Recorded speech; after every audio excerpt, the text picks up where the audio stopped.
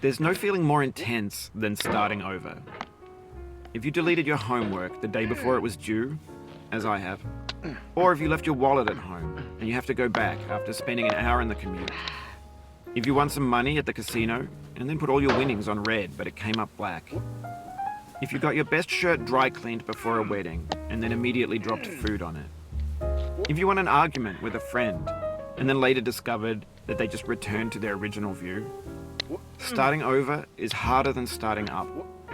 If you're not ready for that, like if you've already had a bad day, then what you're about to go through might be too much. Feel free to go away and come back. I'll be here. Alright, thanks for coming with me on this trip. I'll understand if you have to take a break at any point. Just find a safe place to stop, quit the game. Don't worry, I'll save your progress, always, even your mistakes. This game is a homage to a free game that came out in 2002, titled Sexy Hiking. The author of that game was Jazuo, a mysterious Czech designer who was known at the time as the father of B games. And B games are rough assemblages of found objects. Designers slap them together very quickly and freely, and they're often too rough and unfriendly to gain much of a following. They're built more for the joy of building them than as polished products. In a certain way, Sexy Hiking is the perfect embodiment of a B game. It's built almost entirely out of found and recycled parts, and it's one of the most unusual and unfriendly games of its time. In it, your task is simply to drag yourself up a mountain with a hammer. And that act of climbing, in the digital world or in real life, has certain essential properties that give the game its flavor. No amount of forward progress is guaranteed. Some cliffs are too sheer or too slippery. And the player is constantly, unremittingly in danger of falling and losing everything. Anyway, when you start Sexy Hiking, you're standing next to this dead tree that blocks the way to the entire rest of the game. It might take you an hour to get over that tree, and a lot of people never got past it.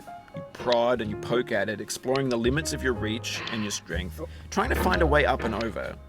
And there's a sense of truth in that lack of compromise. Most obstacles in video game worlds are fake. You can be completely confident in your ability to get through them once you have the correct method or the correct equipment or just by spending enough time. In that sense, every pixelated obstacle in Sexy Hiking is real. The obstacles in Sexy Hiking are unyielding, and that makes the game uniquely frustrating. But I'm not sure Jazuo intended to make a frustrating game. The frustration is just essential to the act of climbing, and it's authentic to the process of building a game about climbing. A funny thing happened to me as I was building this mountain. I'd have an idea for a new obstacle, and I'd build it, test it, and it would usually turn out to be unreasonably hard. But I couldn't bring myself to make it easier. It already felt like my inability to get past the new obstacle was my fault as a player rather than as a builder. Imaginary mountains build themselves from our efforts to climb them, and it's our repeated attempts to reach the summit that turns those mountains into something real. When you're building a video game world, you're building with ideas, and that can be like working with quickset cement. You mold your ideas into a certain shape that can be played with, and in the process of playing with them, they begin to harden and set until they're immutable, like rock. And at that point, you can't change the world. Not without breaking it into pieces and starting fresh with new ideas.